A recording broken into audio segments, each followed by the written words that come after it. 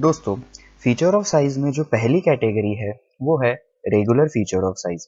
ये एक बहुत ज़्यादा इस्तेमाल होने वाला टर्म है पूरे JD&T में।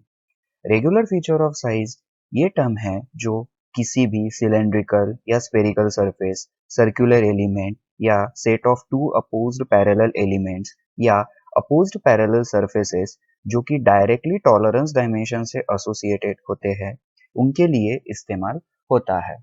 अब इस एग्जाम्पल में ये जो दो सरफेसेस है ये पैरेलल अपोज्ड सरफेसेस है। इसका मतलब अगर हम यहाँ से लाइन ड्रॉ करें तो ये यहाँ पे आके टच होगा और ये डायरेक्टली डायमेंशन से एसोसिएटेड है, तो ये एक रेगुलर फीचर ऑफ साइज है। अब ये जो सर्कुलर सरफेस है ये भी डायरेक्टली डायमेंशन से एसोसिएटेड है, तो ये भी एक रेगुलर फीचर ऑफ साइज है। और उसी तरह से ये जो है ये दो अपोज्ड पैरेलल सरफेसेस है और ये डायरेक्टली डायमेंशन से एसोसिएटेड है, तो ये भी एक रेगुलर फीचर ऑफ साइज होगा। तो दोस्तों, रेगुलर फीचर ऑफ साइज जानने का एक बहुत आसान तरीका होता है। आप सभी ने वर्नियर कैलिपर देखा होगा या इस्तेमाल किया होगा, तो वो हर पार्ट जिसके सरफेसेस आप वर्नियर कैलिपर के फ्रंट एंड से मेजर कर सकते हैं, उसे हम रेगुलर फीचर ऑफ साइज कहते हैं। अब यहाँ हम इस फ्रंट एंड से इस स्लॉट को मेजर कर सकते हैं, तो ये एक रेगुलर फीचर ऑफ साइज होगा। यहाँ ये स्लॉट जो है ये एक इंटरनल फीचर है, तो इसीलिए हम इसे internal regular feature of size कहते हैं। अब यहाँ ये जो एक सिलेंडर है ये एक एक्सटर्नल फीचर है और हम इसे भी आसानी से मेजर कर सकते हैं, तो ये एक external regular feature of size रहेगा। अब जब हम ये जो बैक एंड होता है वर्नियर कैलिपर का इस्तेमाल करते हैं, तो इससे हमें साइज का पता चलता है या डेप्थ का पता चल साइज का पता नहीं, डेप्थ का पता चलता है।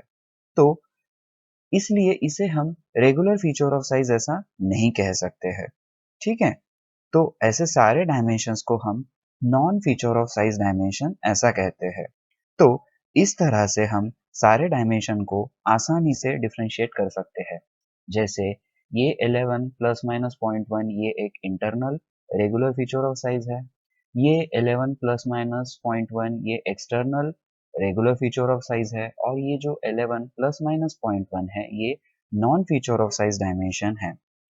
तो इस तरह जब बात फीचर ऑफ साइज की आती है, तो हमारे पास internal regular feature of size, external regular feature of size और non feature of size dimension होते हैं।